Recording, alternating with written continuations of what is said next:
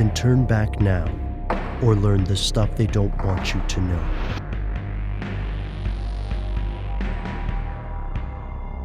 Here are the facts.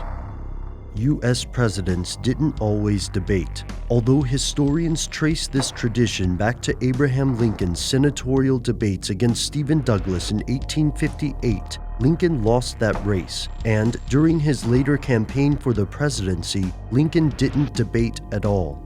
While the League of Women Voters, or LWV, held the first televised debate in 1952, the practice didn't become crucial until Richard Nixon and John F. Kennedy debated on television in 1960. From that point, the public began to expect debates with each election cycle, and since 1976, they've become a regular feature in every election. Today, these debates are handled exclusively by a nonprofit called the Commission on Presidential Debates. The CPD decides which candidates will be included, who will moderate, and more. Over time, the debates have only become increasingly important, though critics often say they run high on rhetoric and low on substance. According to former LWV President Nancy M. Newman, current presidential debates are much more than just hot air and PR spin. They're a fraud. Here's where it gets crazy. Presidential debates touch on inherently divisive issues like taxation, immigration, and government spending, so it's no surprise that some voters will criticize the system if their candidate loses. And, as a medium, television has fundamentally altered the debates. During the Kennedy-Nixon debate, TV viewers thought Kennedy won, but the radio audience favored Nixon. Yet the LWV's criticisms are aimed squarely at the CPD. Have you ever watched a debate and thought the moderators avoided important issues? There's a reason for this. In 1988, the Dukakis and Bush campaigns met in secret to draft a memorandum of understanding without input from the LWV, who would sponsor and moderate the debates. The campaigns presented this non-negotiable document only 2 weeks before the upcoming debates. In previous elections, the LWV had gathered experts to negotiate with candidates. But with this agreement, the campaigns took control of the debates and, consequentially, control of what the public would see.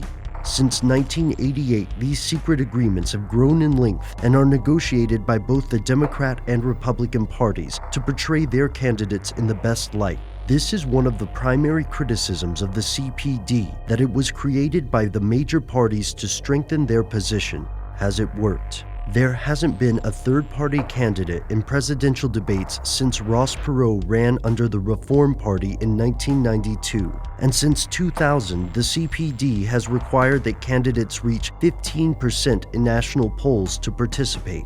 This means that third-party candidates like Pat Buchanan or Ralph Nader were excluded from the debates, despite the fact that the majority of Americans believe third-party candidates should be allowed. The CPD argues that since over 200 people filed to run for president, the barrier is necessary. Organizations like Open Debates argue that this is misleading, as the majority of these 200-plus candidates are not serious contenders, and it's unfair to lump legitimate candidates like Ron Paul or Gary Johnson in with them. To supporters of Open Debate and similar groups, the CPD is not a suitable debate sponsor because it is controlled by the major parties and used to support their views, even if Americans would rather hear from someone else. To supporters of the current system, the CPD allows debates to be conducted in a consistent, reliable manner that both candidates find mutually agreeable. That doesn't mean the average voter will ever get to see that mutual agreement, which is written beforehand and, in some cases, remains secret today. One thing's for sure, when it comes to presidential debates, there's plenty that the Democratic and Republican parties don't want you to know.